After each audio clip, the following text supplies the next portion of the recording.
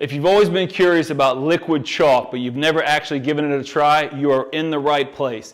I've been trying liquid chalk for the past couple months, and in this video, I'm going to compare it against your normal block chalk and give you the pros and cons of each, and then let you know whether or not it's worth your money. So let's compare liquid chalk to block chalk in 3 different areas: performance, versatility, and cost. First things first, let's talk about performance. You really want chalk to do 2 things for you in the weight room. 1, to help improve your grip. Improve your grip, which is going to help improve your performance by being able to hang onto the bar. Whether you're doing Olympic lifting or whether you're doing shrugs, whatever you're doing, you want to be able to improve your grip, and chalk's going to help you do that.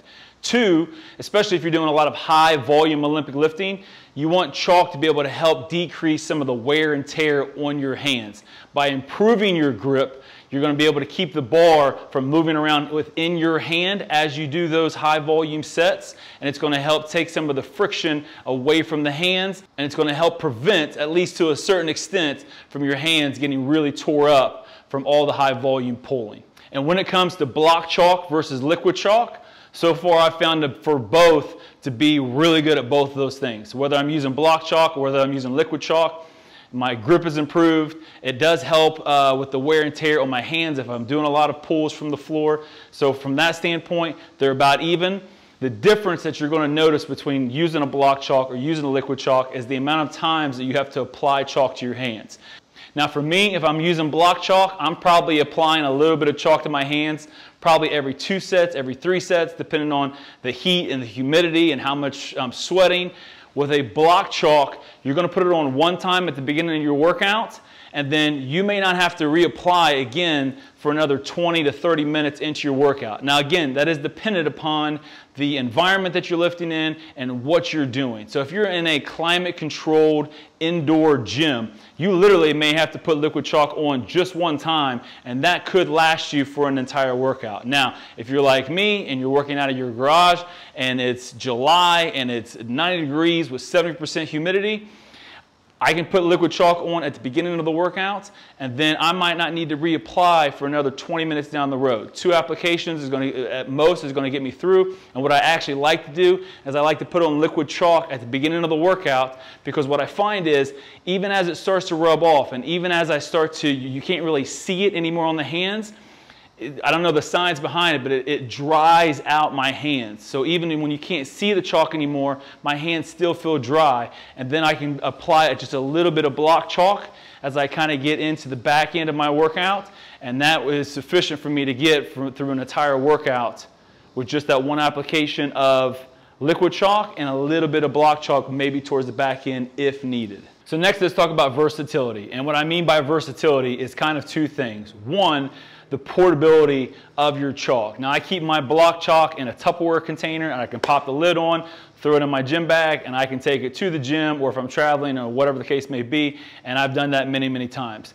However, even though chalk is in the Tupperware container, chalk still pretty much gets on just about everything it touches. The Tupperware container itself, as you're coming in and out with your hands, what you're touching.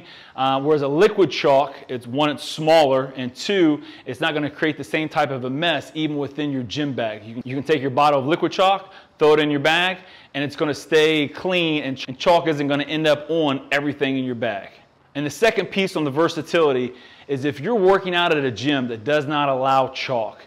The reason it's not going to allow chalk is because chalk makes a mess. If you've got block chalk, and especially if the gym is providing block chalk, you can rest assured that that chalk is going to end up on anything and everything within the gym. And a lot of gyms don't want that because it's a pain in the rear to clean up, and so they just don't allow it in the gym. But you could potentially get away with still using liquid chalk within the gym. Liquid chalk on your hands is not going to create a mess, it's not going to create the dust, and you're not going to leave that chalk residue on everything you touch, especially if you're just using it for barbell work, whether it's bench press or whether it's deadlifts. That's not going to really show up as very noticeable what's on the bar. Now, it depends on your gym and it depends on how strict they are with it, but it's a potential option for you if your gym does not allow block chalk.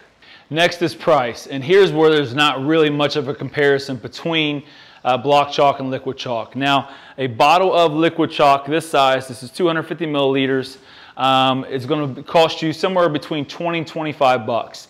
And it's got 225 uses, which is going to last you around a year, potentially, depending on how much you're using your chalk. On the flip side of that, a block chalk is going to cost you maybe 4 or 5 bucks, maybe 6 bucks, and that's also going to last you a year, if not longer. And so while if you're talking about a year, 5 bucks, 25 bucks, that's still relatively cheap compared to most things that you're going to buy and use in a gym. But when you're talking about 4 to 5 times the price, a block chalk is going to be way, way, way more cost efficient than a bottle of liquid chalk. And that about wraps it up. I'm going to leave some links down in the description for the liquid chalk that I use, the block chalk that I use as well. So if you'd like to pick up some chalk for yourself, those are down there available for you. They are affiliate links, which means I'll make a few cents off of them, which I really appreciate. It helps me make more videos just like this. Thanks for watching.